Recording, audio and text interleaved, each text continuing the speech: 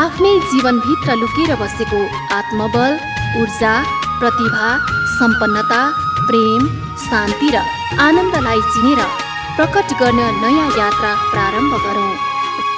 जीवन विज्ञान, जीवन विज्ञान। प्रश्न छ, वाद विवादमा समय खेर फाल्नु ठिक हुन्छ कि हुँदैन? तपाईँको प्रश्नमै उत्तर पनि छ। तपाईँ के सोध्दै हुनुहुन्छ? वाद विवादमा समय खेर फाल्नु ठिक हुन्छ कि हुँदैन? तपाईँ आफैलाई थाहा रहेछ कि समय खेर जान्छ वाद विवादले। जब खेर जान्छ भने, समयको सदुपयोग हुँदैन भने त्यो ठिक चाहिँ कसरी हुन सक्छ त? यो तपाईँको भनाइ हो। सत्य ठिक त्यस्तै नहुन पनि सक्छ। यो विषयलाई अलि राम्रोसँग गहिराइमा गएर हेरौँ। वाद विवादमा समय खेर फाल्नु ठिक हुन्छ कि हुँदैन? सामान्य प्रकारको वाद विवादमा के हुन्छ? मैले अरूको कुरालाई कमजोर र आफ्नो कुरालाई माथि देखाउन खोज्छु। तर त्यसका लागि मैले के गर्नुपर्छ? अरूले के बोलिरहेको छ, अरूले कस्तो प्रकारको तर्क प्रस्तुत गरिरहेको छ, ठिक त्यस्तै प्रकारको तर्क, त्यो तर्कलाई जित्ने तर त्यही स्वभावको तर्क मैले भित्रबाट जन्माउन थाल्नुपर्छ। म भित्रको तर्क र मेरो प्रतिपक्षीले अथवा जसले मसँग वाद विवाद गरिरहेको छ त्यो व्यक्तिले जसरी सोचेको छ मैले पनि त्यसै गरी सोच्न थाल्नुपर्छ। ऊ जसरी बोल्दैछ म पनि त्यसै गरी बोल्न थाल्नुपर्छ। वाद विवादमा तपाईँ अर्को व्यक्तिको तहमा झर्नुहुन्छ। वाद विवादमा तपाईँ आफ्नो ठाउँमा बस्न सक्नुहुन्न। आफूले भन्न खोजेको कुरा तपाईँले गर्न सक्नुहुन्न वाद विवादमा।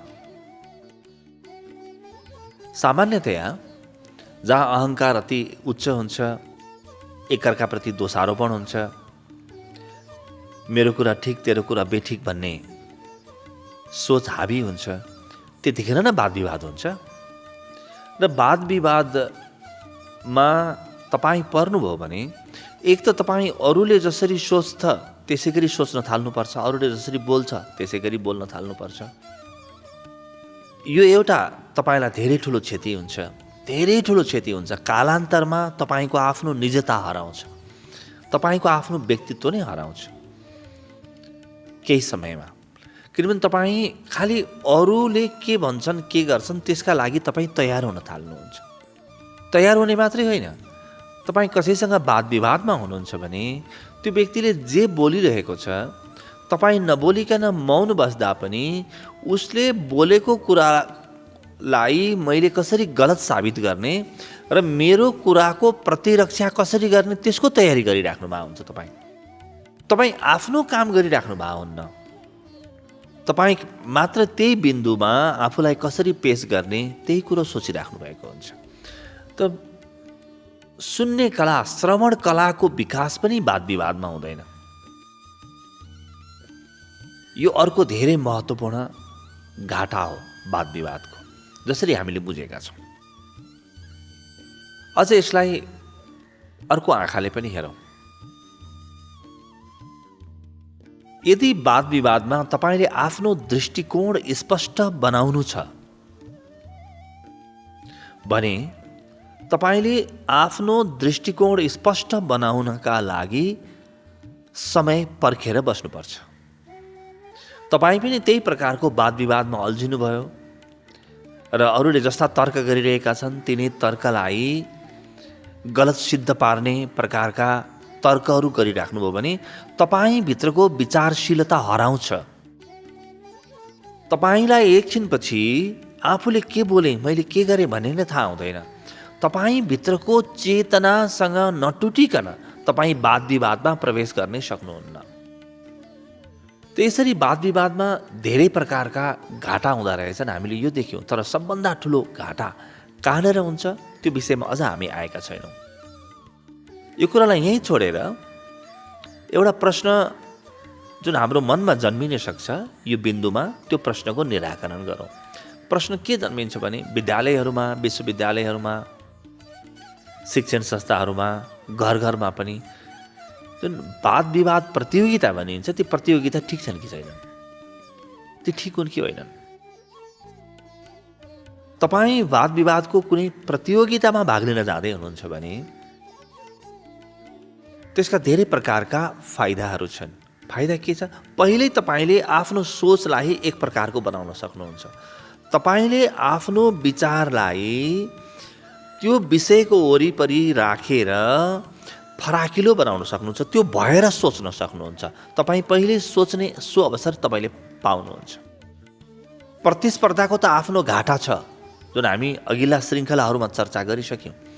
तर तपाईँ तयारी गर्दै हुनुहुन्छ वाद विवादको भने तपाईँलाई बोल्न सक्ने, तपाईँलाई एक प्रकारको तर्कको निर्माण गर्न सक्ने, आफ्नो तर्क प्रस्तुत गर्न सक्ने क्षमता तपाईँलाई त्यो वाद विवादले प्रदान गर्छ।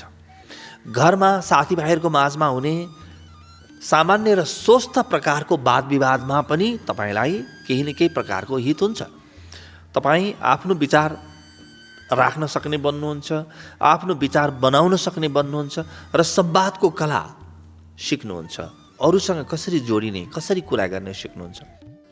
तर जहाँ पनि अत्यन्तै धेरै वाद विवाद छ, जहाँ आफ्नो कुराको सुनवाई हुँदैन, वा जहाँ यति धेरै मान्छेको कुराकानी छ, तपाईँको अगाडिको मान्छे सुन्ने अवस्थाको छैन, उसले तपाईँको कुरा पुरै सुन्दैन, सुनेर तपाईँको कुरालाई सम्मान गर्दैन, बुझ्दैन र त्यसपछि आफ्नो विचार राख्ने काम गर्दैन भने तपाईँले त्यहाँ वाद विवाद गर्न थाल्नुभयो भने तपाईँलाई कुनै पनि प्रकारको हित हुँदैन।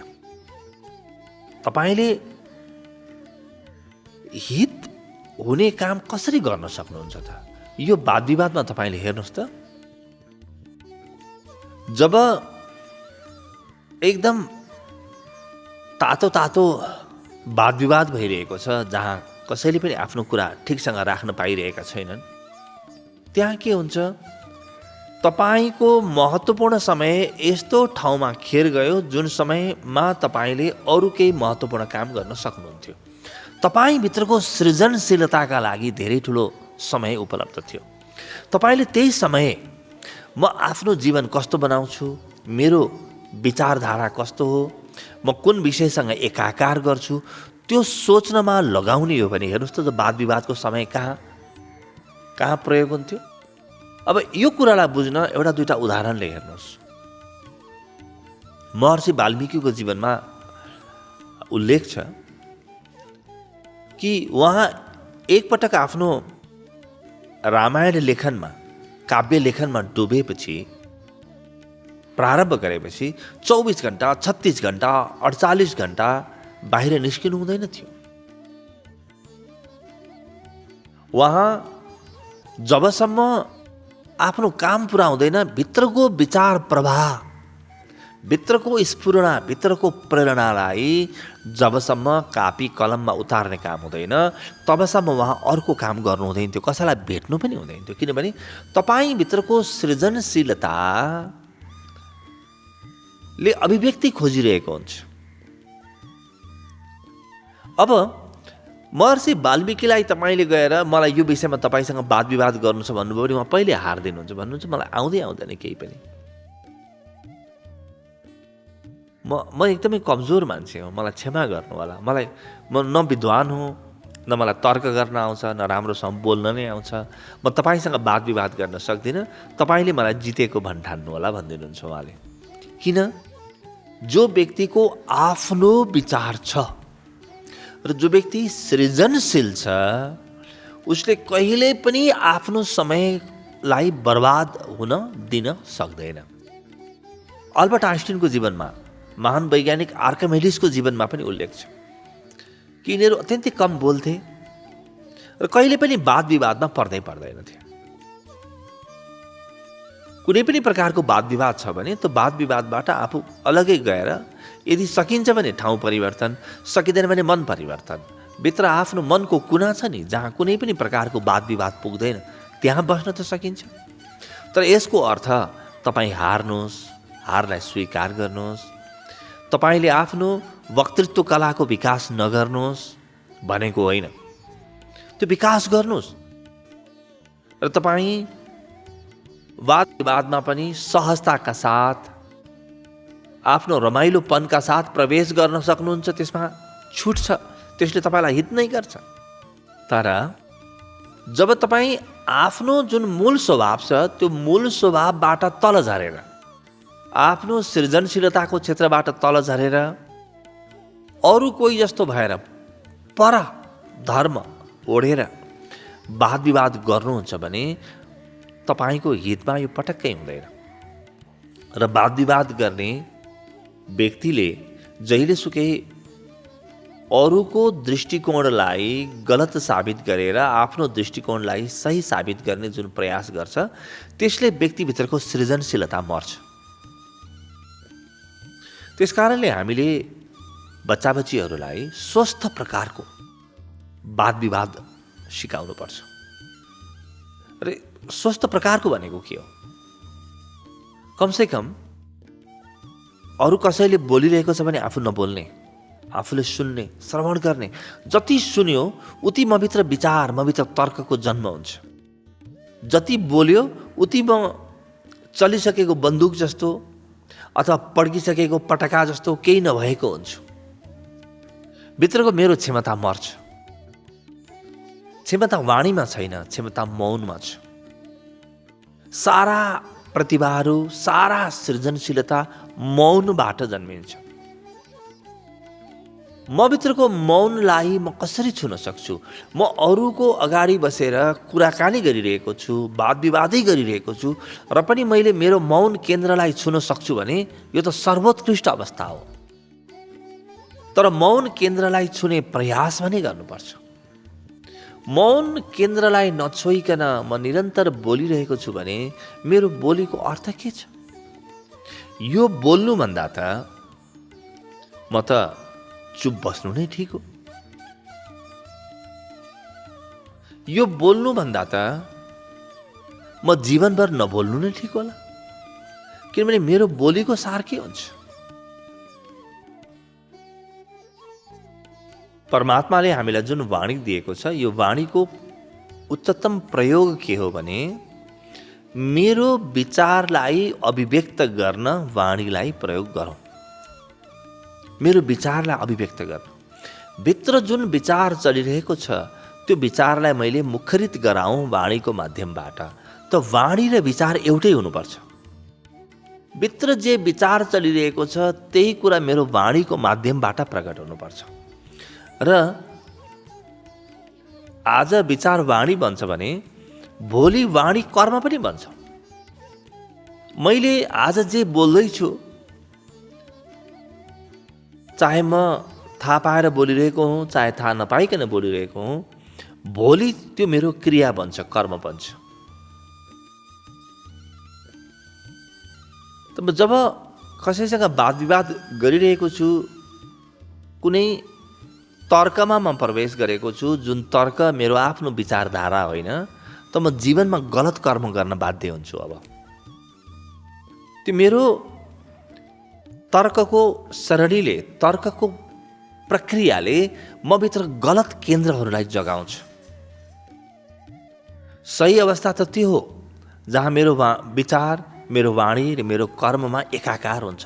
यसैलाई भगवान बुद्धले शील भन्नुहुन्छ। शील शब्दको असली अर्थ यो, जहाँ मेरो विचार, वाणी र कर्मको लय हुन्छ, एक रेखामा जब बग्छन्, एउटै त्रिभुजका तीनटा भुजा बन्छन्। जब एउटा भुजा चल्यो भने अर्को भुजालाई पनि असर गर्छ, अर्को भुजालाई पनि असर गर्छ। यी तीनवटा भुजा मिलेर त्यो पुरै त्रिभुजलाई एउटा आकारमा राखिरहेका हुन्छन्। जहाँ पनि मैले भित्र एउटा कुरा सोध्छु र अर्को कुरा बोल्न बाध्य हुन्छु, त्यसले मलाई अहित गर्छ। त्यसले मेरो विचार गर्ने क्षमतालाई बिगार्छ र दीर्घकालमा मेरो व्यक्तित्व नै बिगारिदिन्छ। त्यसकारणले आफूले त्यस्तो पेसा रोज्नुपर्छ जुन पेसा आफ्नो विचारसँग नजिक होस्, कर्म पनि त्यस्तै रोज्नुपर्छ। मेरो विचार जस्तै बोली र बोली जस्तै कर्म, यो भयो भने व्यक्तिभित्रको प्रतिभा प्रकट हुन, व्यक्तिभित्रको ध्यानको क्षमता प्रकट हुन समय लाग्दैन। व्यक्ति बिल्कुल स्वतन्त्र हुन्छ, व्यक्ति बिल्कुल आफै जस्तो हुन्छ। जब व्यक्ति आफै जस्तो हुन्छ त ऊ भित्रबाट सहज रूपमा परमात्मा बग्न सक्छन्, सहज रूपमा परमात्मा बग्न सक्छन्। हामीले यति चर्चा गर्दा तपाईँको मनमा एउटा प्रश्न उठेको होला। संस्कृतमा एउटा भनाइ छ, वादे वादे जायते तत्त्वबोधा। कुरा गर्दै गर्दै गर्दै गर्दै संवाद गर्दै गर्दै तत्त्वको पनि बोध हुन्छ। हो, हुन्छ, तर यो कस्तो प्रकारको संवादलाई भनिएको हो? त्यो संवाद झुटो हो जुन तपाईँको मौनबाट जन्मिँदैन। त्यो बोली अत्यन्तै सतही हो जुन बोलीले तपाईँको मौनलाई स्पर्श गर्न सकेको छैन। मौनको केन्द्रबाट वाणी जन्मिन सकेको छैन भने त्यो वाणीमा कुनै पनि ओज हुँदैन, कुनै पनि दम हुँदैन।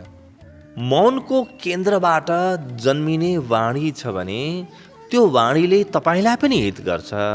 तपाईँ जोसँग संवाद गर्दै हुनुहुन्छ, कुराकानी गर्दै हुन्छ, उनीहरू पनि सबैलाई हित गर्छ। त्यस कारणले वादे वादे जायते तत्त्वबोध भनेको के हो? तपाईँ अरूका कुरा सुन्नुहोस्, त्यसलाई मनन गर्नुहोस्, सुन्ने मात्रै होइन। त्यही भएर ऋषिहरूले के भने, श्रवण मनन निधिध्यासन, बार बार गर। अरूको कुरा सुन, बोल्न तिमीलाई हतार नहोस्। जहाँ तपाईँ बिल्कुल स्थिर भएर अरूको कुरा सुन्न सक्नुहुन्छ, उद्वेगिन नभइकन, उसले के भन्छ त्यसबाट प्रभावित नभइकन, त्यो श्रवण भयो। र त्यसलाई आफूभित्र जन्मेको विचारसँग त्यसलाई दाँजेर हेर्न सक्नुहुन्छ, त्यो मनन भयो। भित्र त्यसलाई आफूभित्र गएर हेर्न दिनुहुन्छ र त्यसपछि त्यो विचारको आधारमा तपाईँको जुन वाणी बन्छ, त्यो वाणी चाहिँ तपाईँको मौनबाट जन्मिन्छ, तपाईँभित्रको मौन क्षेत्रबाट जन्मिन्छ भने वादे वादे जायते तत्त्वबोध हुन्छ। तर अरूले बोल्न पाएको छैन, तपाईँलाई उत्तर फर्काउन हतार छ, आफ्नो कुरा सही देखाउन हतार छ, अरूको कुरा गलत साबित गर्न हतार छ भने कहिल्यै पनि वादे वादे जायते तत्त्वबोध हुँदैन। यो पूर्वीय प्रणालीमा शास्त्रार्थ गर्दा शास्त्रार्थका केही नियमहरू हुने गर्थे। जस्तो नियम के हुन्थ्यो भने, व्यक्तिले आफूले राख्न खोजेको कुरालाई स्पष्टसँग बिना कसैको विरोध स्वतन्त्रतापूर्वक पुरै राख्न पाउँदथ्यो। अब यहाँ ऊ आफ्नो मौनलाई व्यक्त गर्न काबिल हुन्थ्यो, सक्षम हुन्थ्यो। मौनलाई मुखरित बनाउने वातावरण उपलब्ध हुन्थ्यो शास्त्रार्थमा, वादे वादे जायते तत्त्वबोधमा। र यो व्यक्तिले आफूले बोल्ने मात्रै होइन, त्यहाँ आउने तर्कहरू यति गहकिला हुन्थे कि व्यक्तिलाई हतार हुन्थ्यो, मैले बोलेको कुरा त म बोल्छु, तर अरूले बोलेको कुरा सुन्न पाऊँ मैले भन्ने हतार हुन्थ्यो। जब तपाईँ आफ्नो अगाडि जो छ, जोसँग कुराकानी गर्दै हुनुहुन्छ, उसको विचारलाई, उसको तर्कलाई र उसको बोलीलाई पुरै सम्मान गर्न सक्नुहुन्छ भने त्यसले तपाईँभित्र ध्यान जन्माउँछ। अब तपाईँलाई आफ्नो कुरा राख्न हतार छैन, तपाईँभित्रको मौनमा सबै कुरा जान्छन् र मौनले जे पनि तपाईँलाई आदेश दिन्छ त्यही कुरा तपाईँ व्यक्त गर्नुहुन्छ। जब तपाईँ जोसँग कुरा गर्दै हुनुहुन्छ उप्रति सम्मानले भरिनु भएको छ भने उसको हरेक वाणीले तपाईँको हृदयलाई छुन थाल्छ, तपाईँको मौनलाई गहिराउँछ।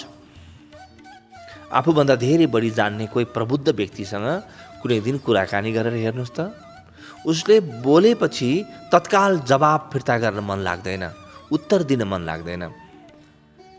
उसले बोल्ने बित्तिकै आँखा बन्द गरेर उसका हरेक वाणी पिउँ पिउँ जस्तो लाग्छ, भित्र लैजाउँ म, मेरो हृदयको कुनासम्म पुगुने नि, यिनमा सार छ, यिनमा दम छ जस्तो लाग्छ। त्यो प्रकारको वार्तालाप जब हुन्छ नि, त्यो वार्तालापले तपाईँलाई आफ्नो गहिराई दिन्छ। हरेक पटकको कुराकानीले तपाईँ झन् बढी गहिरो भएर फर्किनुहुन्छ। तर जहाँ तपाईँले मात्र वाद विवाद गर्नको लागि वाद विवाद गर्दै हुनुहुन्छ, त्यहाँ तपाईँले समय खेर फाल्दै हुनुहुन्छ, त्यहाँ तपाईँले आफूलाई दुरुपयोग गर्दै हुनुहुन्छ, अरूको पनि असम्मान गर्दै हुनुहुन्छ, अपमान गर्दै हुनुहुन्छ, र सबभन्दा ठुलो कुरा आफ्नो व्यक्तित्व र सृजनशीलतालाई मर्न दिँदै हुनुहुन्छ। त्यस कारणले वाद विवादबाट बच्नु नै राम्रो। जीवन विज्ञान जीवन